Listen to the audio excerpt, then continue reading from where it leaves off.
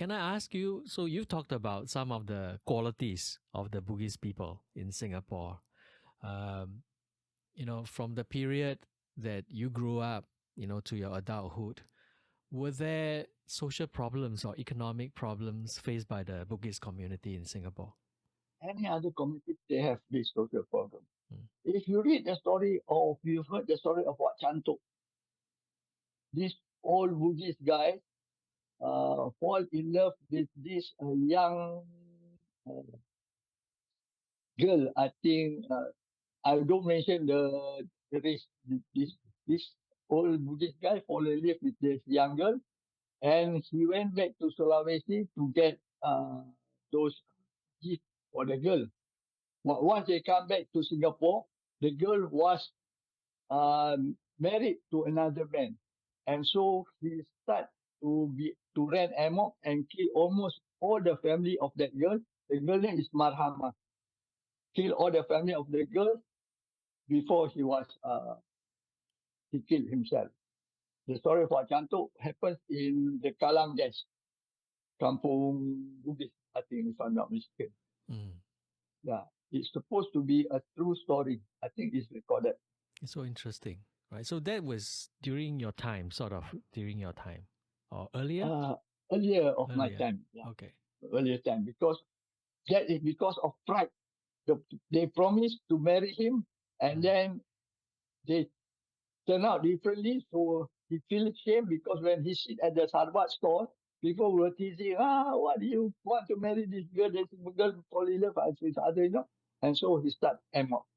That is the flip side of the pride of the Bugis, right? Yeah, yeah. The reason why I ask you about the social economic problems, in Singapore, even during the colonial period, the British always talked about, the government always talked about the poverty of the Malays, right? That the Malays in Malaya, in Singapore, were falling behind the Chinese and the Indians.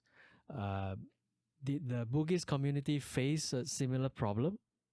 Yes, Mm. they did face a similar problem. Yeah. Because the Buddhist community are divided. One is the upper class and one are those ordinary person. And one are those in the much lower families. So these families are affected. The lower part of families are really affected, just like any other races. Mm. Yeah. What the ordinary class of Bugis, what kind of jobs do they do? They do odd job. Just like some are working with the government, as at that time they call it PWD, or People Works Department, if I'm not mistaken. Yeah, Mm. PWD. And some are doing odd job themselves, working for others, and some maybe are working as drivers, Mm. because my parents' drivers are Buddhist, and those gardeners are also Buddhist. Ah. So if they are related and they know that these relative are not doing well and they need job, they will call them and work for them.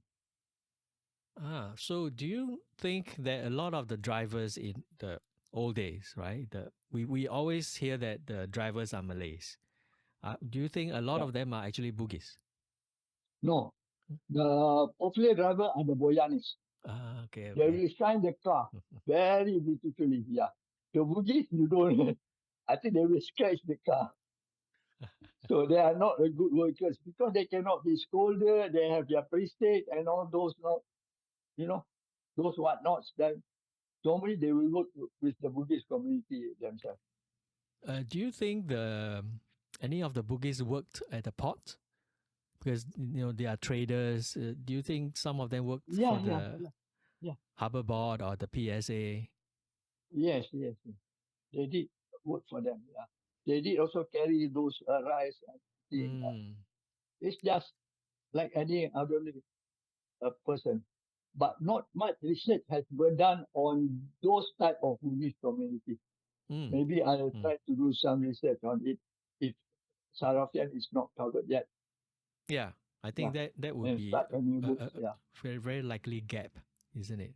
The working class people. Yeah. Could you say a bit about the culture of the Bugis? You know, in is there any way in which they are different or yet unique compared to the Malays? If we are talking about the Bugis culture, yes, they are quite different from the Malays.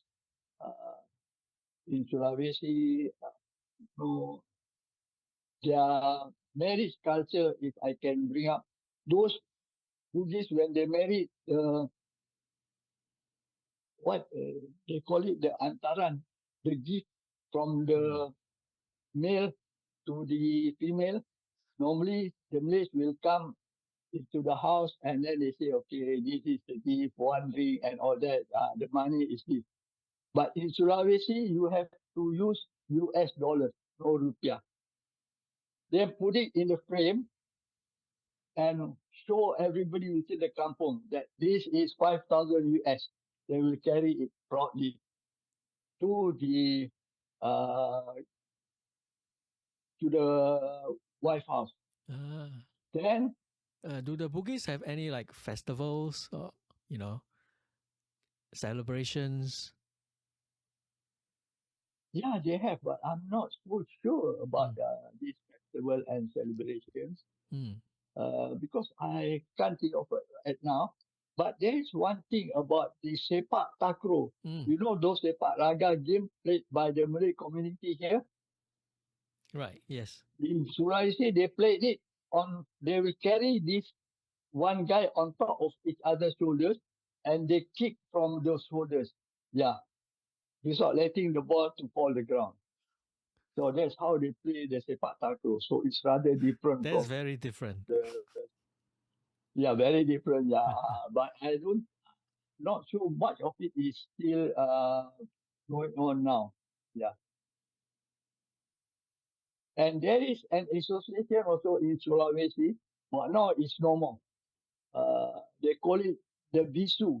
It's a person with two parts, the female and the male part. So they have this association and there are 40 members. But now gradually, I think this sort of sex are no longer available. So they call it bisu. And people going overseas normally will come to them and seek, safeness and all that, safe prayer and all that. But now they no longer practice that. Before, yes, that was. Oh, interesting. I I, don't know what to say that in Malay is not male or female. It's not, but they have two parts. mm. Yeah, you've been just talking about Sulawesi. I mean, among the Chinese, among the Indians, for the older people, there's always attachment to the home country, right? The ancestral village. Do you feel that there is this attachment to Sulawesi, Makassar? Yeah, Mm.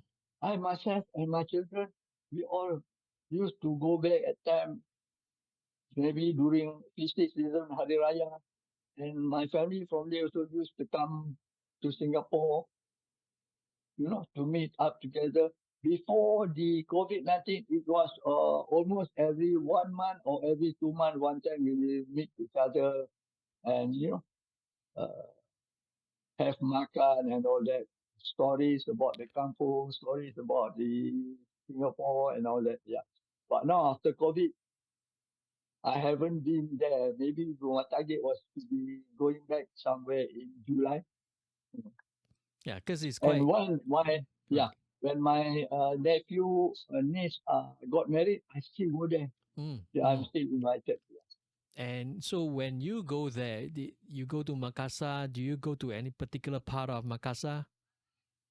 Yes, I've been around Makassar. There's a place called Sopeng and all around Sengkang. In fact, even to Manado, I've been to Manado. It's Mm-mm. such a nice place. Can I ask you if there are any differences between the Bugis in Sulawesi and the Bugis in Singapore that they kind of become more local in Singapore? I think they are the same. They're the same. To me, I mean, to me, I think they are the same. There's no difference between Bugis and Makassar and Bugis in Singapore. If they come to Singapore, they walk in town, nobody will say that, hey, this is Bugis from Makassar. People will think that, yeah, it's basically the same. The way they dress, all right, yeah.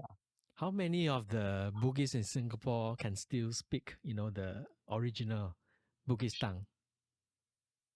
Well, this is something I can't really answer Uh, you.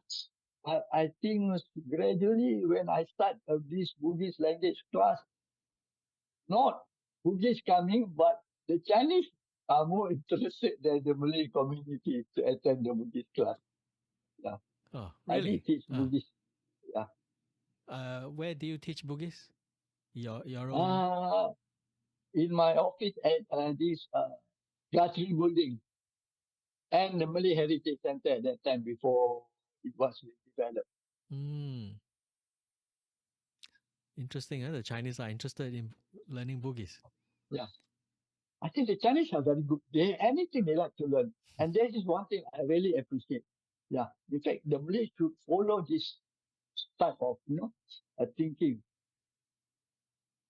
Right. because it is good to know other languages. Yeah. Yeah, Yeah. Um, in Singapore we have the CMIO, right? Chinese, Malay, Indian, others. yeah, How yeah. do you feel, when you are officially called a Malay? Well, it doesn't make any difference because Sulawesi is part of the Malay archipelago, Mm, mm, so we just accept it. Yeah. mm. But during my school time, when the Malays did not pay any school fees, I paid school fees because my dad put me as Bugis. Really? Yeah, I So, paid school fees in school. So you cannot say all Malays did not pay. I paid school fees. Injek, can I ask you? I want you to talk about uh, your business that you started when you were very young. Well, during my school day, primary six, I used to take STC bus 10 cent to Radin Mas. I sell this bedak cahaya bulan, a sort of cooling powder for the ladies to make their face very, smooth and nice. And I also sell this medicated oil. They call it bedak minyak geliga.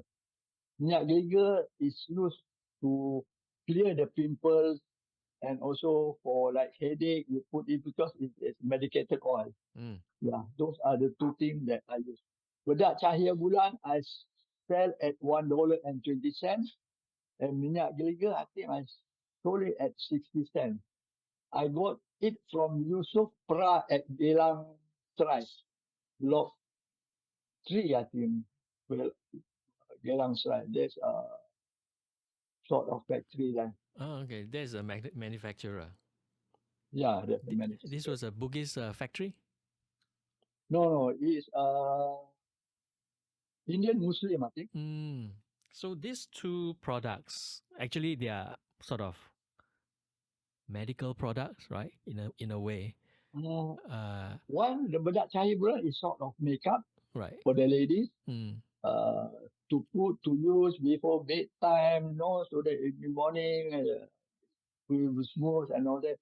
And medicated oil is sort of medicated. It's medicated Okay. medicated Right. product. Yeah, So to are use for they headache and all that. are they Bugis products, or are they, because you said No, the no, no. They supplier are not. is Indian Muslim, right? Yeah. They are not. They are not Buddhist products. Mm. So Unfortunately, the Buddhists do not manufacture promote this sort of product. okay. At that time, remember the Buddhist thinking was to think big, so they import big material also, like sewing materials, uh, spare parts. Right, right. So I want to ask you, like, why did you choose these two products? Because number one, it's easy to sell. Mm. It's very easy to sell. Then gradually I include the Amo, is sort of ladies product. So I think it's still in market, sort of, and that also sells very well. Before eventually after school, I started slowly to open a record company. I call it Sinar Record something at number 51 Jalan Sayur.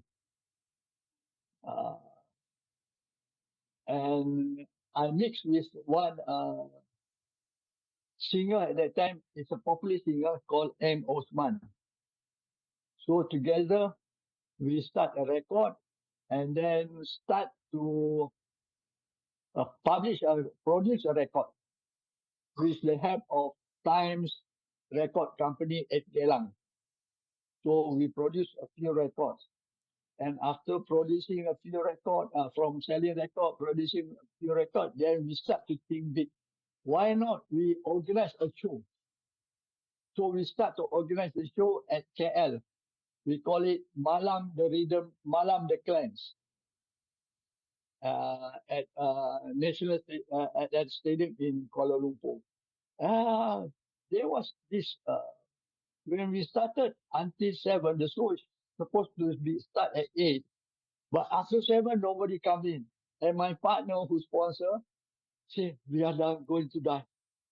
We will lose a few thousand. Then by 7:45, start the crowd start to come in. He also fainted. Too many. Because we have to bring home a one gunny sack of money. Just imagine that. He was shocked. At last, earlier he wanted to faint because nobody come. When too many come, also he started to faint. So it was a success. That was a very successful. The same night we go back to Singapore with the whole money. Hold on. Because we were afraid if we put in the hotel, something might happen. Yeah. How old were you then? I was in my 20s, I think. 20s. Early 20s, yeah.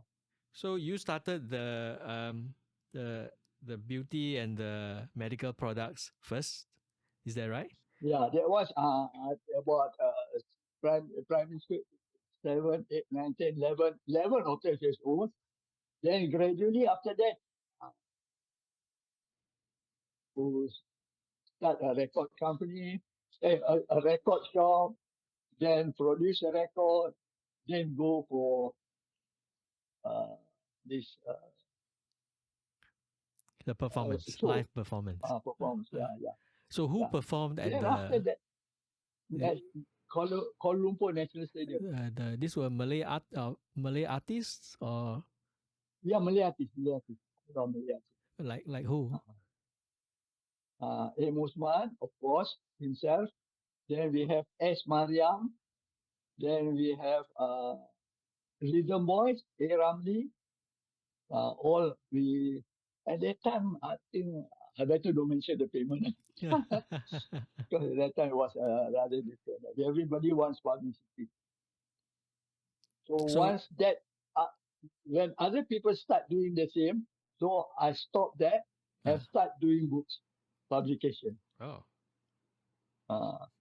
We do a souvenir magazine in support of other people's show. Other people's show? Yeah, we do the souvenir magazine for this person wants to organize show. He makes the souvenir magazine. We publish for them free. What we get the advertisement money. Right. From the magazine. What is the name of your publishing business? At that time we don't have any real company because we are using that particular organization, assuming that Persatuan Bugis is organizing a show, so we use that Persatuan Bugis Association to publish the book. So we don't have any company at that time. Right. Even for the show also, we just named Malam, the clan and all. Because the clan was my band, my group of band which we started with MS1. So we used that for the show. These magazines, were they in Malay or were they in English? They were in Malay. They were in Malay. So that time, this is probably in the 70s, right? 60. When you're in your 20s. 60s. 60s, I know 60s. So the Malay publishing industry, right, was actually very much alive. But I don't do those type of books like you have to publish and sell. No, I don't type because that type of books will take long to get the money. You may gain a profit, you may not make a profit. But for publication, for advertisement pages, once the show starts, you deliver the book, you collect the money. Or sometimes you collect the money even before the book is published. So that's easy money. Thinking of those difficult things to get money. Yeah. We want just fun. Do today, do tomorrow.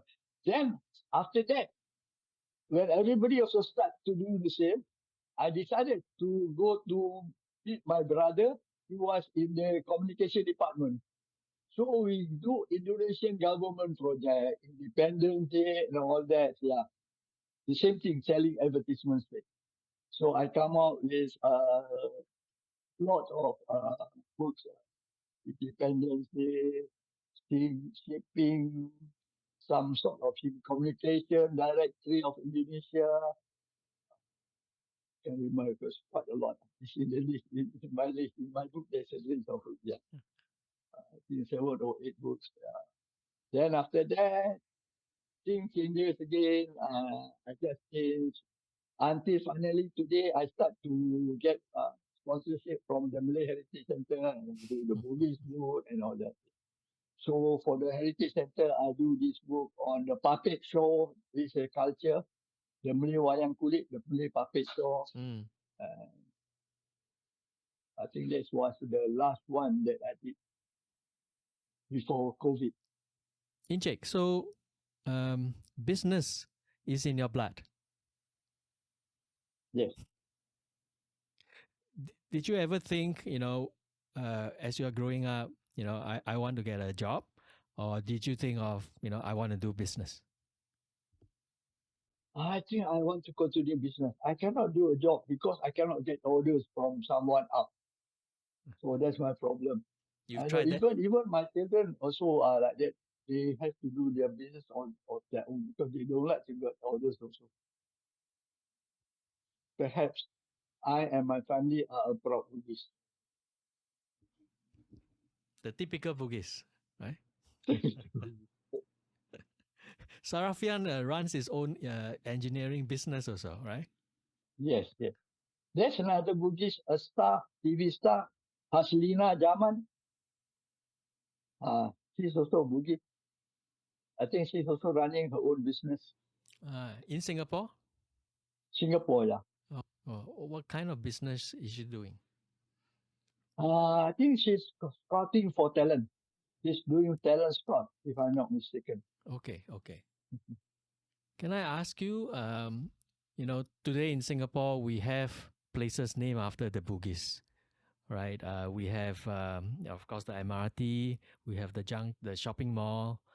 And in the past, in the 70s, we had the place called Bugis Street, which is kind of notorious in Singapore history, but very dynamic and interesting in its own way, actually. And then there are the old places that most Singaporeans do not know anymore, right? Like Kampong Bugis, Kampong Supu. To you, when you go to these Bugis places today, the MRT, the shopping mall, Bugis Village, in the past, what do they remind you of? Okay, about this Bugis fair and all that.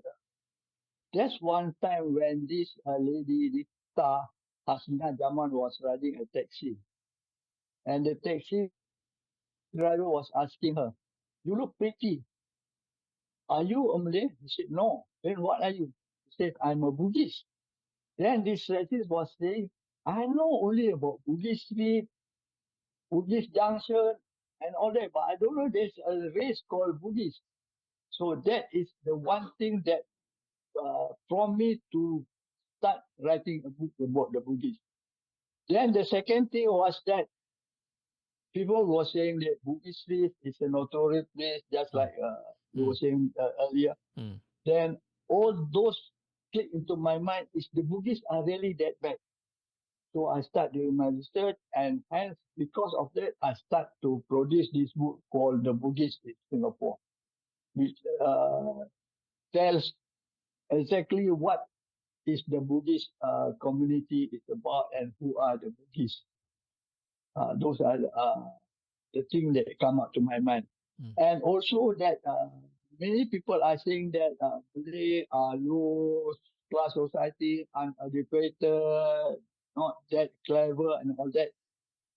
Those stereotypes. And that makes me start writing a book about the Malay business in uh, the Malay business in Singapore. And where it stated all the Bugis business, the Javanese business, the Boyani business, all other Malay races business Mm. since 1950s. So it's just to tell them that your perception of the Malay or the Buddhist community is not right. This is what is exactly the Bugis or the Malay community is. Yeah, I mean that's such a great point, right? I really like that. That the Bugis history and heritage is not just about old places, but it's also a new narrative, a new history of the Bugis, right? That yourself and Sarafian play a very important role in creating and popularizing to other people in Singapore. And the Dutch and the British claim the Bugis as pirate because it is going to be an easy target for them to shoot any Bugis ship passing by or Bugis boat passing by. But one thing, what really happened is, if possible, they don't want to meet this group of Bugis boat. If they pass, if they can avoid, they will avoid. Because why? The moment you start to shoot at this Bugis boat, one boat, the rest you will see other boats start to become empty. And then you will, okay, where are these people on the boat are from? And then you will realize that your boat below has been put a hole and start to sink. So that's what the British will go underneath and start hitting this Dutch or the British boat. There was a story about one Buddhist who goes into the Dutch ship and massacre the whole first people in the boat just because that big ship passed by this small boat and the wave start to splash at this Buddhist boat and it start to goes up and amok and then pull the ship back to Batam, I think. It's either Batam or yeah, it's Batam. Mm. Uh, that was during the British time. So hence, if possible, they don't want to meet this Buddhist group of seafarers. Yeah, actually, it's quite possible to find out all this research, right? To find all this Yeah, there is. material. It is recorded. Yeah, Mm-mm. this is the record. Do you think that the younger Bugis people in Singapore, even though, including those who have intermarried, have Malay blood, part Bugis, part Malay, are they interested in the Bugis heritage? Yes, I need to see. I'm talking about my family and three people I know. Yes, they are really interested in the Mm. Buddhist heritage, and they are proud themselves to be a Buddhist. Even some other Malays who are not Buddhist, sometimes they will say that I'm Buddhist. Then they will start to say that my grandmother or my so forth or Buddhist. So that's what I'm proud of the Buddhist community, and that's why also I think the Buddhists are proud of themselves. Is there a Bugis association? Yes, there is. But I think of now, they are not really active because Uh, there's a sort of political thinking inside there. So, yeah. what is the name of the association? Persatuan Melayu Bugis Singapore. Okay, Malay okay. Bugis Society Singapore. Okay, okay. So this one is quite old, right? It's set up what after the war? No, it's very new. Oh, very It's new. very new. It was set up during the Bugis Heritage exhibition in Malay Heritage Center. Oh, Yeah, so very new. before that there wasn't a Before Bugis there was association. no association. Okay. Was there a Bugis business association then? Bugis Business Association. There is no Bugis Business Association, but the Singapore the Singapore Malay Entrepreneurs Association is uh, headed by the Buddhists. The Singapore what? Singapore, Singapore, Entrepreneur. Singapore Malay Entrepreneurs Association. Okay. KESUMA, in short, KESUMA. And I suppose the Bugis are also in the Malay Chamber of Commerce. Perhaps there is a Bugis entrepreneurs in there. Yeah. Have you ever been in the chamber? Were you a member of the chamber? No, I have not been a member of the chambers. Hmm. Don't ask me why. You can tell me later. So Encik, what are you busy with these days? What am I busy with these days? I'm now trying to, in the midst of organizing the Malay Entrepreneurs Fundraising Dinner on the 5th of May this year at Bijan Restaurant, Gulimat Road. So that is what I'm currently doing, concentrating most of my energy and my mind to ensure that this project is a success. Yeah. And you're doing it while you're 78 years old.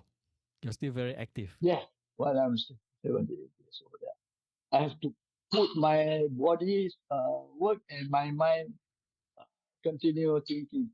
Because one of my friends, he's 98 years old, he told me that you have always to think and to work your mind. Otherwise, it will stick, then you become, you tend to be forgetful and all that. So I take his advice. He's a doctor. I really like what you're doing. You write a book on the history of the Bugis to overturn the stereotypes against the Bugis. But you don't just do that, right? You expand it to include the Malays as well, to look at Malay entrepreneurship, Malay businesses. That there is another side to the Malays in Singapore. There are two books. I think you may have heard of them. One is Khao Traki, Prince of Pirates, and the other one is Joao Khan, The Other Malays. Both of which I think look at the Malays in Singapore and Malaya from a very different perspective, more progressive perspective than the British perspective. I think I should read the book. Yeah, both of Maybe them. you can WhatsApp me the title. Yeah, I will definitely. Are you also writing the next book? Just now you mentioned a little bit about your. Yeah, I'm still deciding what sort of book shall I write. Should it be about some Malay cultures, or should it be about some other thing? Some other thing. Would that Yeah. be Malay or would I'm that not be sure that. totally different? Sorry? Would that be Will that totally be different? I mean, would that be from about the Malay culture or would that be totally different subject? yeah? It's going to is it a Malay culture or other subject which I haven't think of yet. Yeah. What about your memoirs? Would you write your memoirs? I have not written my memoirs, but I have been introduced so many times by the there's what department they call it, the Singapore Archive, I think. The National They have Archives? interviewed me. National Archives, yeah. Ah, They have they have interviewed interviewed you? me twice. Right. Yeah, they have interviewed me twice.